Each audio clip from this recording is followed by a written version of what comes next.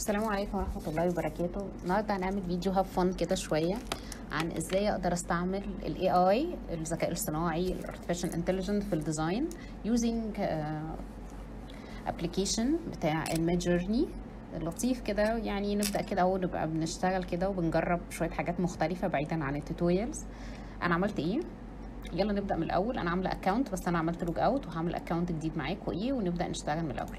أول حاجة حضرتك بتعملها إن أنت بتدخل أصلا على الويب سايت بتاع midjourney.com. ماشي، أول ما بتدخل عليه بيبدأ هو بقى يحكي معاك يقول لك أنت عايز تعمل إيه.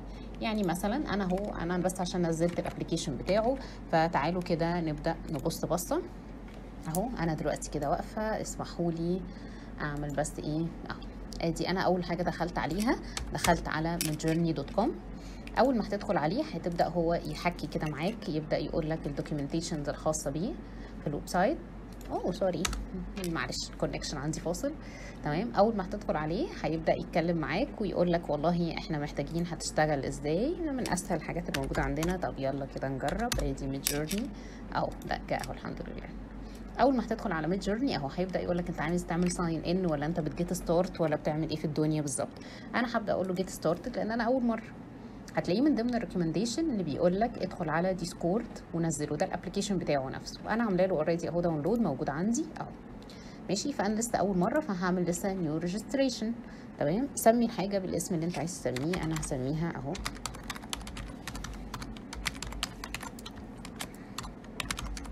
بجرب معاكم نخلي كده اليوزر نيم نفس الميل، ممكن نسميه خلاص ماشي. نجرب كده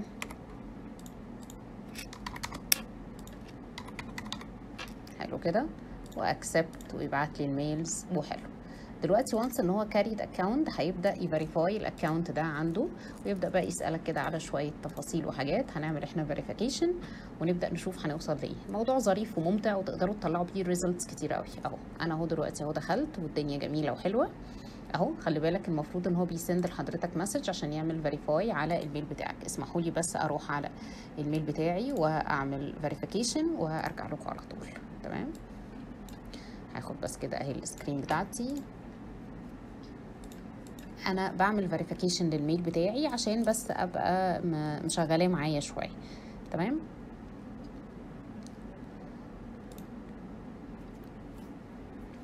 بعد ما هتعمل فيريفيكيشن للميل هتلاقي ده شكل الاكونت بتاعك بعد ما بدأ يظهر عندك. ماشي، نفتح بقى الميلز بتاعتنا. اسمحوا لي كده اوقف الفيديو ثانيه مع ما اعمل فيريفيكيشن وارجع.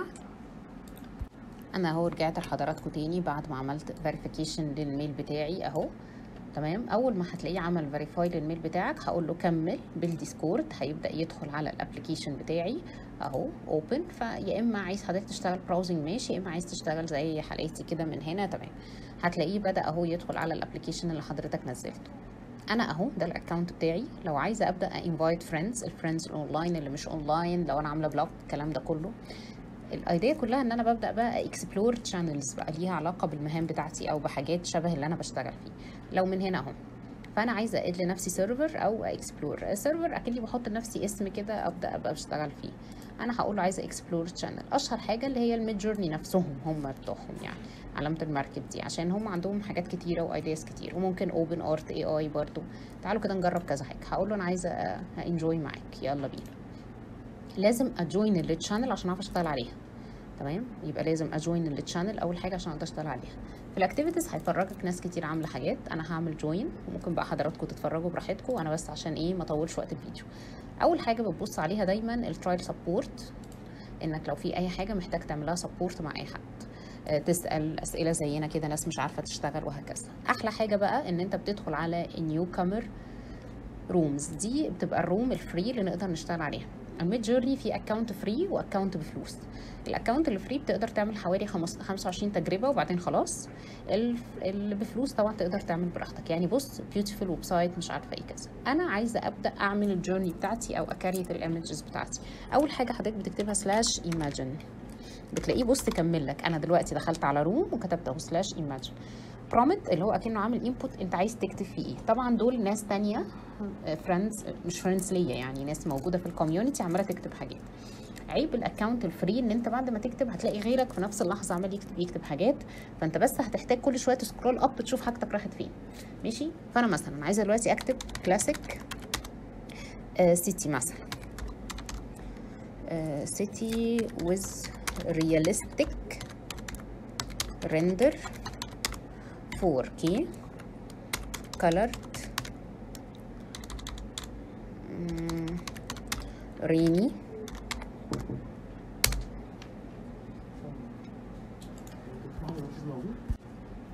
معلش النت قطع مني. تمام. كتبت، استنى كده اشوف الريزلت اللي طلعت لي عامله ازاي. بصوا هتلاقوا بقى ناس ايه تانية كاتبه كده انا فين. هبدا بقى ادور كده على اسمي. معلش هنطلع بقى فوق شويه. تمام تمام تمام. انا فين اهو. غالبا دي انا. هقول له ان انا عملت اكسبت لكل حاجه عندك. ماشي. تعالوا نجرب تاني. ماشي. ادي imagine، نقول له girl image. معلش نجرب تاني وبعد كده نبقى نرجع نجرب السيتي تاني. اهو بصوا waiting to start اهو هيبدأ يشتغل. يعني بيعمل ايه؟ بيبدأ يطلع ريزلت يعني اهو، بس الريزلت بتبقى فاست. عشان كده انا كنت محددة الريندر، بس انا ما كنتش عاملة اكسبت للرولز بتاعته في الاول لاني كريت لسه الاكونت معاكم. بصوا انا فين رحت انزل بقى اطلع كده كده كده كده كده اهو. بصوا لسه ما عملش اديتنج. معلش بياخد وقت شويه. بصوا اهي انا عملت جيرل ايمج وخلاص. دي الاحتمالات اللي هو طلعها. اي احتمال من دول انت ممكن اصلا تدوس عليه وتبدا تسيبه عندك اهو. ممكن اهو تحط له رياكشن وكمان. طيب يلا نجرب تاني. يبقى نقول له سلاش imagine اهي. نقول هنا كاسل old style render colored ونستنى شوية اهو. بصوا waiting to start. انا بجرب معاكم نماذج. طبعا كل ما تكتب كلام موضح اكتر كل ما هتطلع results احسن واشيك وشكلها احلى والكلام ده كله مستني فيها وقت. وممكن كمان تعملوا حاجه ظريفه قوي ان انتوا تتفرجوا اصلا الناس كاتبه ايه عشان يعني حاجات تساعدنا.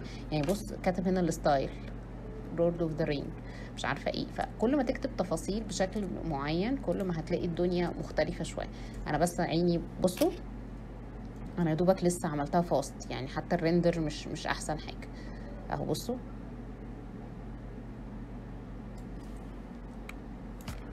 اهو.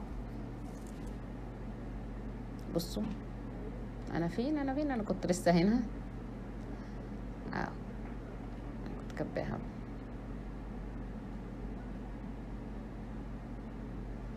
شايفين طلعت حلوه قوي ازاي؟ شايفين الريزلت النماذج بتاعتي؟ انا يا دوبك كتبت كلمتين. يعني لو كنت كتبت تفاصيل اكتر كانت ممكن طلعت اشكال شكلها احلى وفيها تفاصيل اكتر. هجرب معاكم اخر تجربه. يبقى سلاش اهي imagine اهي. ممكن اكتب ويب ديزاين او ممكن تكتب HTML CSS جافا سكريبت انيميشن. شايفين احنا بنجرب ازاي؟ يعني حتى الويب سايتس يقدر ان هو يكريتها ويطلع لنا ريزلتس فيها شكلها كويس. انا لسه زيرو اهو. ماشي. يقدر اهو ان هو يشتغل وفاست والدنيا تبقى ظريفه. مش عايزه بس الفيديو يطول عليكم. احنا دخلنا اهو في 9 دقايق. هجري الفيديو بس مع ما يخلص تقدروا تشوفوا النتائج اللي الويب سايت طلعها شكلها عامله ازاي. طبعا النتائج دي انا عاملاها بسرعه مستعجله فيها. بدور اهو على النتيجه بتاعتي وسط كل الناس اللي بدات تشتغل. هتلاقوا نتائج حلوه قوي. يعني بصوا دلوقتي الويب سايت طلع شكله عامل ازاي.